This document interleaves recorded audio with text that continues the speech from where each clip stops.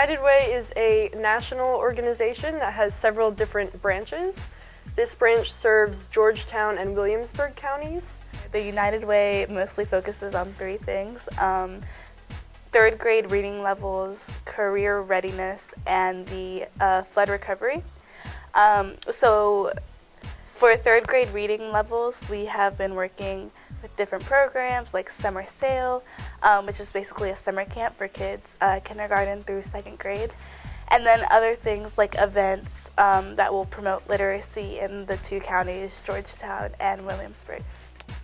I am the PR person here, and they have never had a PR person, and I have no experience with PR. I've made logos and flyers. I've done a lot specifically with flood recovery, gone to flood recovery meetings and worked with some of the steering committee members there, but mostly just getting United Way's mission out in the community and volunteer opportunities and getting more publicity to this United Way branch. I've been mostly working on this one event that's going to take place in November, and it's called United to Read. And basically it's inspired by Read Across America. The idea is that every elementary school classroom, kindergarten through second grade in Georgetown and Williamsburg counties will read the same book. So choosing the book, designing the website, recruiting volunteers, things like that. The Plainersville Summer Academy is a summer enrichment educational program that serves students in kindergarten through 10th grade. It's run by a nonprofit called the Village Group, which was founded and is directed by Ray Funny. Basically, they're placed in a school environment for the summer so that they're learning and not victims of the summer slide, so that they're more prepared for the school year up ahead. On a day-to-day basis, it's run very much like a school. It's very academic, it's very much extracurricular intensive, just to keep the kids occupied and keep them having fun during the summer. Because I know a lot of them have parents that are working during the hours that they normally would be in school, so it helps a lot that they're at this program, being with their peers at the same time, talking to teachers and just having fun a lot of the time. We have lots of field trips and we have a robotics club. And so the idea is that we're getting kids excited about coming together here for the summer and hopefully growing their academic potential in a time period where they otherwise probably wouldn't be getting very much instruction. So I teach, or I have taught 5th and 7th grade English language arts, which is the reading core subject for them. So it was really fun to be able to step into the classroom and teach directly, which is something that I'm interested in doing. I'm also the publisher and editor for the newsletter that goes out once a week.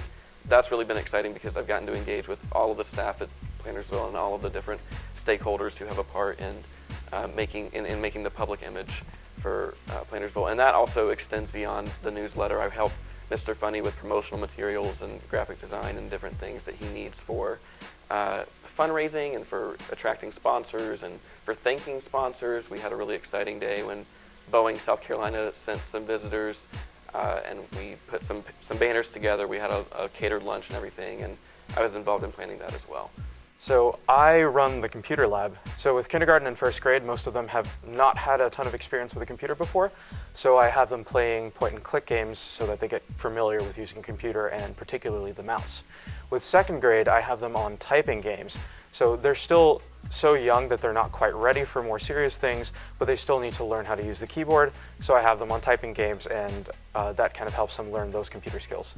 3rd through 10th grade are on Khan Academy doing math-related topics that sort of boost them in areas that they might be lacking and complement what's going on in the classroom for them. I'm working with children who have unique difficulties with reading and math comprehension. I've worked with over 42 students, kindergarten through 8th grade, and I've also done a few small tasks for Miss Funny along the way, such as hanging up pictures and just making sure things come together. So I'm the field trip coordinator. I think we run around 2 to 3 field trips every day, so I have to make sure that all the kids go out. I account for the number of kids that are going, make sure that the same amount of kids come back. I have to make sure that They have food at their field trip areas wherever they're going. Make sure that wherever they're going, like they have space for them. So like sometimes I send 80 kids to a movie theater, just making sure that they have space for these 80 kids. I also am a Spanish teacher, and that just came along from Miss Queen Funny finding out that I knew Spanish, and they've been looking for a Spanish teacher for the longest time, so then they chose me to do it. So I've been teaching 9th and 10th graders Introduction to Basic Spanish Grammar and Vocabulary, which has been really fun. Helping Hands is the organization that I'm working with. It was founded in the 1900s by a lot of covenant churches around this area as a joint effort in order to unitedly combat poverty instead of doing it separately. And it's grown now to 2 different programs that we really focus on. One of them is called Compassionate Care Program, and the focus of this program is on helping with the immediate needs of our residents. So we have assistance for food, assistance for shelter, finding clothing, also paying utility bills are all areas that we cover under the Compassionate Care Program. So that's more of like an immediate need to address situations of poverty. Our other program that we greatly focus on is called our Time to Change program. And this is a program that encompasses both our weekly Tuesday night meetings, which is primarily a meeting for women who are going through a really challenging time in their lives, and a way for them to improve themselves physically, mentally, spiritually, in all different avenues to try and have a better life for themselves. And then in addition, we also have our Jobs Week program, which is a monthly program that we have that focuses on getting people employment and getting connected with different jobs in the community. The other program that I'm semi-working with here is Goodwill, which is an organization that works with Helping Hands along with other places such as A Father's Place, and then Wyoa and SC Works is another company that we all come together to create this Jobs Week. At Helping Hands, primarily I've been focusing a lot on advertising for the company. Right now we're trying to expand our location base to Andrews, South Carolina. So we're actually hosting our next Jobs Week there in August. So we're trying to garner a lot of attention in that area. We've already gotten a lot of different youth groups at different churches involved in helping promote the information about the Jobs Week program. I've been designing a lot of flyers. I also go to SC Works usually to do a lot of my advertising there because I've realized it's a really good place for people who are currently looking for employment. So through that, I've talked to a lot of different people who are interested in coming. Miss Ruby's Kids' main focus is on the Parent-Child Home program. We identify at-risk 2- and 3-year-olds, basically the kids in Georgetown County that are most at risk of possibly having school failure later on. And we go into their homes when they're 2 and 3 years old for 2 years. And basically our goal is to help parents be their child's first best teacher. So the early literacy coaches will go in with books and toys, and they'll kind of help train the parents on how to use the toys with their children, how to have positive interactions, how to read with their children, things like that. And the best part is that the families get to keep the books and the toys that the early literacy coaches bring. So it's kind of like helping them have a sense of ownership as well as learning how to have positive interactions with their children. And it's been proven to definitely help them have more success once they do enter school, having that early guidance through Miss Ruby's Kids. And we also have another program called the Education Mentor program, where basically we continue on and follow through with the Parent-Child Home program by having some of those same kids that we mentored when they were 2 and 3 years old. Once they enter school, there'll be a couple tutors that will visit them once a week, maybe read with them, and just kind of continue having that relationship with them once they enter elementary school. So here at Miss Ruby's Kids, I've kind of been in charge of a variety of different things. My big long-term project has been working on doing some demographic research for Miss Ruby's Kids. So I've been looking around on some different websites, seeing basically the need in Georgetown County, so unemployment rates, education levels, things like that, with the goal of hopefully being able to use those facts I've found in future grant writing. This summer I've also been helping them with grant writing as well for a couple different local organizations and some national companies as well.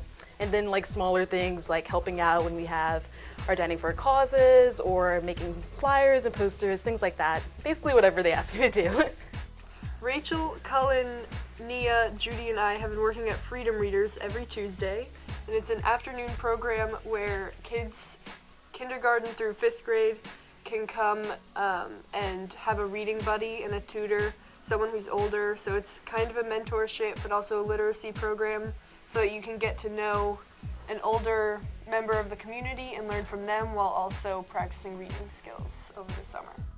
So a typical day at Freedom Readers, we get there. First we have a mini lesson about things that kids should do in order to lead happier lives, like proactivity, finding something to do when they're bored. And then after that we transition over to reading, one-on-one or two-on-one individual reading to help them learn new words and just to have someone there while they read out loud to kind of help them in the things that they struggle with. At the very end, we prepare a speech to help them with their public speaking skills and confidence. The Family Justice Center is a nonprofit here in Georgetown that provides services for victims of domestic violence. So we deal with a lot of women and children that have been in difficult situations.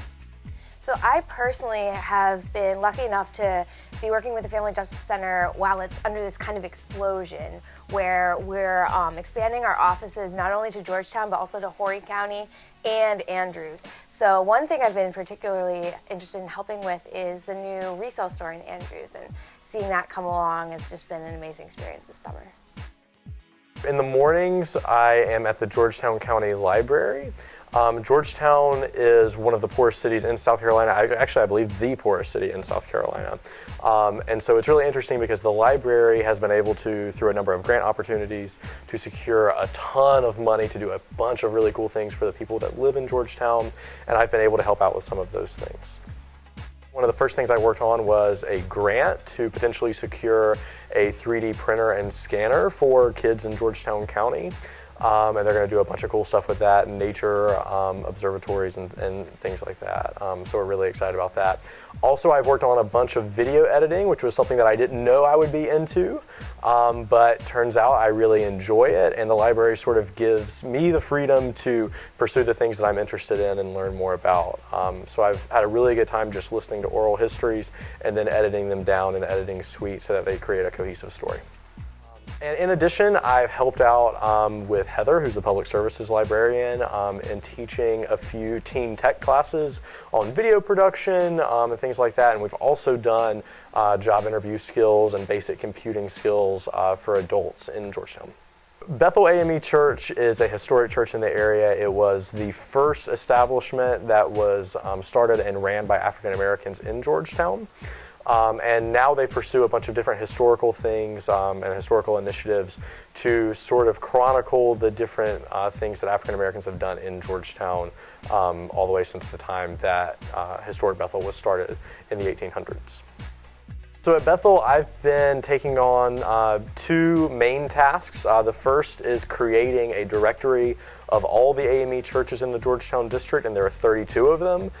So I've traveled to all 32 in my time in Georgetown and taken pictures of all of them and interacted with the church members that are there. And in addition, I'm securing church histories from all of them and compiling them into a large directory that will be handed out to all the churches in the district. The other thing that I've been doing is a few oral histories with African Americans that are over the age of 65 and that were either born in Georgetown or have lived in Georgetown all of their lives. And I cannot express how much I have enjoyed doing that and just listening to the stories that they have to tell and the advice that they have to share just about life.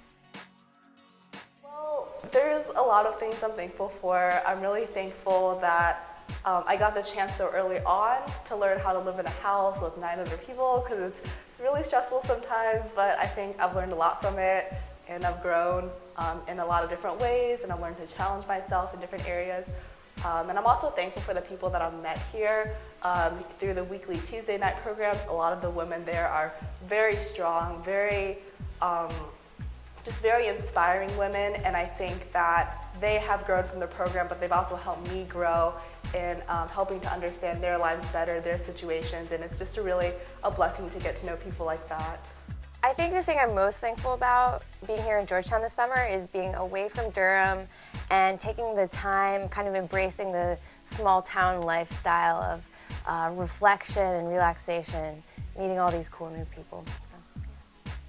I've really appreciated the different kinds of foods that Georgetown has to offer, you know, from Anis to the humble crumb. Just the local dining experience is something that I will never forget. I think I'm most thankful for the slow pace of life here compared to Duke and where I'm from. It can be frustrating sometimes, but I think it's created the perfect space for me to get to know the Georgetown community as well as the BN community from Duke. I am thankful for all of the community members that we've had the opportunity to meet through our jobs and through our community meals, and I just feel like it's a relatively small community here, so there's plenty of people to meet, but everyone knows each other and can give us connections, and it's been wonderful to see how people come together here to make positive change. I think the relationship that I've built with Miss Queen Funny, who I haven't mentioned yet, but she's the actual director of Plantersville Summer Academy and is Mr. Funny's wife. The relationship I've built with her has been incredibly influential, and I've learned a lot from her. I've learned a lot about the values of giving. I think my concept of service has changed because of her. I've learned that it really is 99% the care for who you're serving. Her passion for kids far exceeds whatever stress she experiences, pretty much single-handedly running a day-to-day operation that serves 250 students. I'm definitely most thankful for the opportunity to work alongside Miss Queen. She's one of the most inspiring figures I've ever met, and her love for the kids is absolutely phenomenal, and I'm just really thankful that I got a chance to experience that.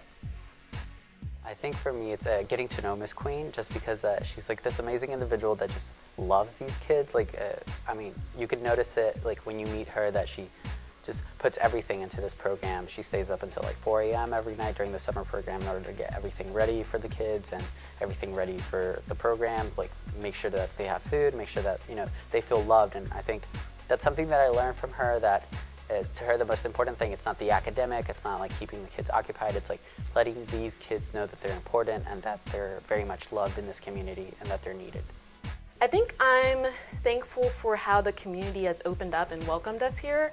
They haven't made us feel like we're intruding. We've been invited to churches on Sundays. We've been invited out to eat, and people have paid for us to eat with them, which is kind of like crazy, but just shows how nice and generous this community has been to us. And people get really excited when they meet us, and they're always like so grateful and thankful, but really I'm just grateful to them for just being so kind and being such a great host this summer and letting me learn a lot more about Georgetown. I am definitely most thankful for the different conversations that I've had. I absolutely love the work that I do, but I can't express how much just small in the car or conversations after an oral history is finished being filmed. I can't express how much those mean to me and how much it means to me that people in this community would open up to me about various things and allow me to open up to them as well. So I love those conversations.